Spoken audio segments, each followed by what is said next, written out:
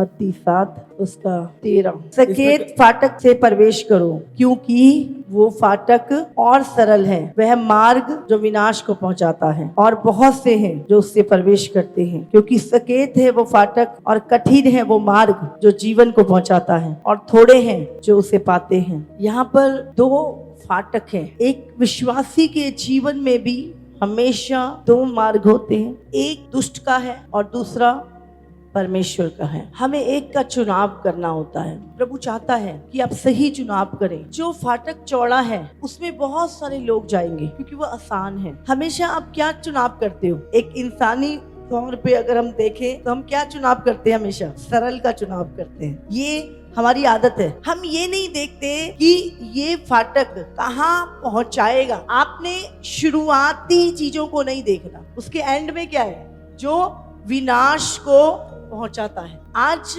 लोग शुरुआत में सरल को चुनते हैं, कंफर्टेबल, पर वो उसका रिजल्ट ये करने के बाद मुझे क्या मिलेगा वो नहीं सोचता। आपको देखना है क्या ये प्रभु की विल है या ये शैतान की विल है। इसका रिजल्ट क्या होगा जो मैं कर रहा हूँ। जब मैं प्रभु में आई बहुत मुश्किल था, कठिन मार्ग था मेरा। प्रभु ने कहा मार्ग कठिन है, लेकिन वो आपको कहाँ लेके जाएगा?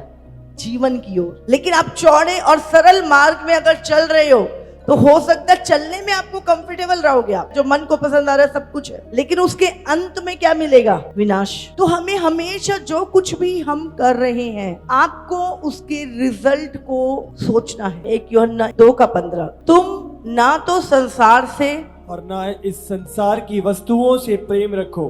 हाँ, यदि कोई संसार से प्रेम रखता है तो उसमें पिता का प्रेम नहीं है। तुम कौन है? प्रभु किससे बात कर रहा है? तुम जो मेरे चुने हुए हो, तुम जो संसार से अलग किए गए हो।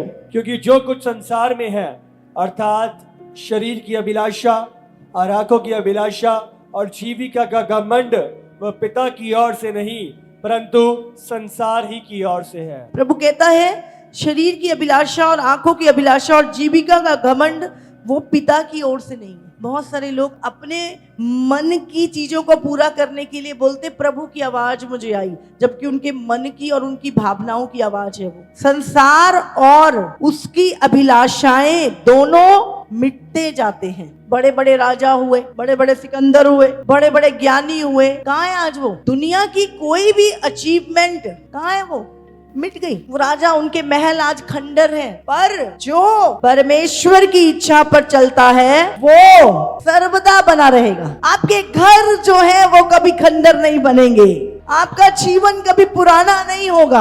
आप अनंत काल के लिए, सर्वदा के लिए आप बने रहेंगे। कब? जब आपका चुनाव उस सकेत मार्ग में जाने का होगा, सकेत फाटक से प्रवेश करने। आप शरीर की अभिलाषा पूरी नहीं करेंगे। बहुत सारे लोगों को लगता है कि ये संसार के लोग इतना, हमें प्रभु एक दिन में अमीर क्यों नहीं बना देता? प्रभु को तो सोना चांदी सब प्रभु का है, वो दे सकता है, लेकिन उसको पता है किसको कितना देना है। कितने में ये घमंड में आके फूल के मेरे मार्गों को छोड़ के विनाश में पहुंच जाएगा, उसको पता है। आप माँ बाप है, आपको पता ना आपके बच्चों को कितना देना है, आपको पता है इसकी जरूरत कितनी है, 100 रुपए है। आप नहीं कहते वो बेटा 10,000 रख ले कोई बात नहीं, आपको पता है वो अपना विनाश करेगा। तो प्रभु को पता है कि किस व्यक्ति को कितना देना है। उसके मार्गों में आपको बल और सामर्थ मिलेगी। आप चल तो चौड़े मार्ग में रहे हो और प्रभु से मुझे सामर्थ दे। क्यों? चौड़े मार्ग पे चलने के लिए, आंखों की अभिलाषा पूरी करने के लिए तुम्हें सामर्थ चाहिए। क्यों चाहिए प्रभु की आग? क्यों चाहिए पवित्र आत्मा का मस्सा? किस लिए? क्यों परमेश्वर ने, क्यों यीशु का अभिषेक किया?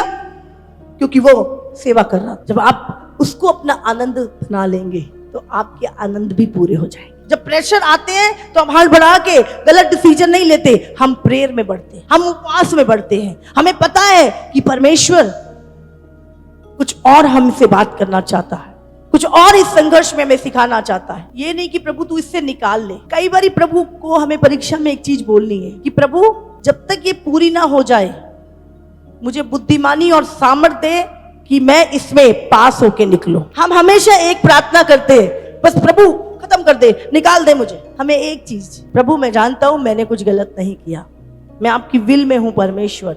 अगर उसके बाद भी अगर ये परीक्षा प्रभु किसी कारण से आई है, मैं नहीं कहता प्रभु तू मुझे इतनी सामर्थ और बुद्धि दे कि मैं पास होके परमेश्वर एक गुड रिजल्ट के साथ प्रभु आगे की ओर बढ़ूं। परमेश्वर, लोगों को लगता है एक की चार सुनाना बड़ी ताकत है, एक के बदले चार मारना बड़ी ताकत है। सबसे बड़ी ताकत अगर दुनिया में है वो यीशु के पास है, और वो है सहना।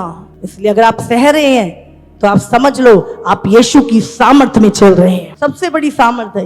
हम पौल को क्यों प्रेम करते हैं? पौलुस ने क्या खास चीज थी उसके अंदर? वो थे उसका दुखों को सहना। जितना पौलुस ने दुखों को सहा मसीह के लिए, वही आज हमें ताकत देता है और हम उसकी सुनते हैं और उस वचन से सामर्थ पाते हैं और प्रभु के मार्गों पर चलते हैं। विचारों को आत्मिक बनाओ। बुद्धि कब आती है? जब आप परमेश्वर का भय मानते हो। जब बुद्धि आएगी तो आज्ञाकारी बनोगे, जब आज्ञाकारी बनोगे तो परमेश्वर की मिरास के भागी होगे। हालेलुया। तो प्रभु को पता है कब किसको क्या देना है, तो टेंशन नहीं लेनी। परमेश्वर को पता है हमेशा, प्रभु मुझे धन्यवाद, तूने मेरी हर चीज को पूरा किया। जब तू चाहे, जब तेरी इच्छा हो तब मुझे देना। परमेश्वर प्रभु, मुझे पता है तू मेरे लिए बेस्ट करेगा, क्योंकि मैं तुझसे प्रेम करता हूं। सारी बातें मिलकर मेरे लिए भलाई ही उत्पन्न करेंगी। हालेलुया। आज हम भिखारियों की तरह जी रहे और भिखारियों की तरह मांगते हैं प्रभु, जबकि परमेश्वर ने सब कुछ हमें दे चुका है, लेकिन शैतान ने कब्जा किया। अभी हमें क्या करना है? प्रभु ने क्या बोला? तुम एक युद्ध में हो। तुम्हारा युद्ध किससे है? लोगों से नहीं। इसने मेरे ऊपर टूना कर दिया, इसने मेरा ये कर दिया, ये रोने धोने छोड़ दो। प्रभु ने कहा तुम एक युद्ध में हो। तुम्हारा युद्ध लहू और मांस से नहीं, पर अंधकार की शक्तियों से है जो आकाश में है। तुम्हारी ब्लेसिंग के ऊपर कब्जा किसने किया है? शैतान ने किया है। तो लड़ना किससे है? तुम तो अपने पड़ोसियों से लड़ रहे हो। तुमने लड़ना किससे है और कैसे लड़ोगे? प्रार्थना में। हालेलुया।